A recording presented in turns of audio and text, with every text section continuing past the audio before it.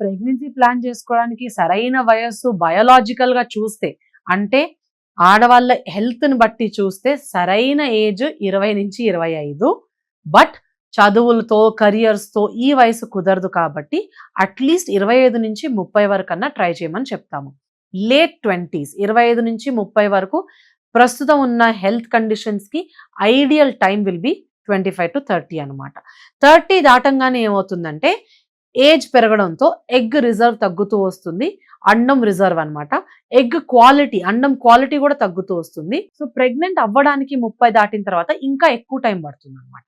ఏ health issue లేకపోయినా, ఏ hormonal issue లేకపోయినా కూడా యూజువలీ టైం ఎక్కువగా పడుతుంది. ఇంకా రాను రాను 35 వచ్చే కొద్దీ ఇంకా ఎక్కువనే ప్రాబ్లమాటిక్గా అయిపోతుంది. ఆ ఏజ్ వాళ్ళకి ఇంకా ట్రీట్మెంట్సే అవసరం పడుతుంది. సో వీలైనంత వరకు 20 నుంచి 25 లేదా మెజారిటీ ఆఫ్ యూ 25 నుంచి 30 దాటింది అంటే ఒక 6 నెలలు 1 year ట్రై చేయండి. అవ్వలేదు అంటే మాత్రం ఎర్లీ 30sలోనే వెంటనే వచ్చేసేయండి డాక్టర్స్ దగ్గరికి. ఇందులో కూడా పర్టికులర్గా మీకు పీసీఓడి ఉంది, మీకు థైరాయిడ్ ఉంది అంటే డెఫినెట్గా 30 వరకు కూడా ఆగద్దు. 30 లోపే ట్రై చేయండి. 30 దాటిందంటే వెంటనే డాక్టర్ దగ్గరకు వచ్చేసండి. సొంతగా ట్రై చేసి టైం వేస్ట్ అవ్వకూడదు అనమాట. 35 దాటిందంటే డెఫినెట్గా ఎక్కడో దాంట్లో ప్రాబ్లం ఉండే ఉంటుంది. అన్నం క్వాలిటీలోనో, అన్నం విడుదలలోనో, ఇర్రెగ్యులర్ పీరియడ్స్లోనో ఎక్కడో దగ్గర ఇష్యూ స్టార్ట్ అవుతుంది 35 అయితే.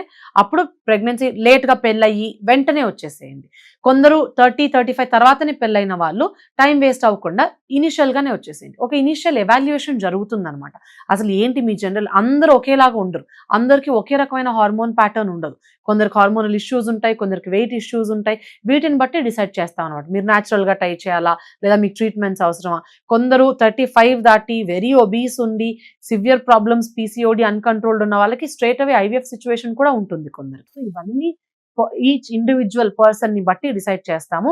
వీలైనంత వరకు బేస్ లైన్ రూల్ ఏంటంటే 25 to 30 మధ్యలోనే ప్రెగ్నెన్సీస్ ప్లాన్ చేసుకోండి. 30 దాటిన వాళ్ళు, ఏ హెల్త్ ఇష్యూ లేని వాళ్ళు ఒక 6 నెలలు ట్రై చేసి అవ్వలేదంటే రండి. ఏదైనా హెల్త్ ఇష్యూ ఉంది అంటే మాత్రం వెంటనే వచ్చేసేయండి 30 దాటంగానే. గర్భం కోసం ట్రై చేస్తున్న ఆడవాళ్ళందరూ ఏ టైంలో కలవాలి అనేది చాలా ఇంపార్టెంట్. ఇది మీరు అర్థం చేసుకోవాలి. పీరియడ్స్ ఫస్ట్ రెగ్యులర్ గా ఉన్నాయా లేదా చూసుకోండి. కరెక్ట్ గా నెల నెల పీరియడ్స్ వస్తున్న వాళ్ళకి 10వ రోజు నుంచి 18వ రోజు వరకు రోజు మార్చి రోజు కలిస్తే ప్రెగ్నెన్సీ వచ్చే ఛాన్స్ బెటర్ గా ఉంటుంది. సో పీరియడ్ ఫస్ట్ డే నుంచి కౌంట్ చేసుకోండి ఎప్పుడైనా.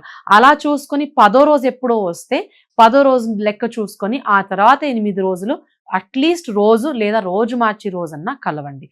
ఈ రూల్ ఓన్లీ రెగ్యులర్ పీరియడ్స్ ఉన్న వాళ్ళకే వర్తిస్తుంది.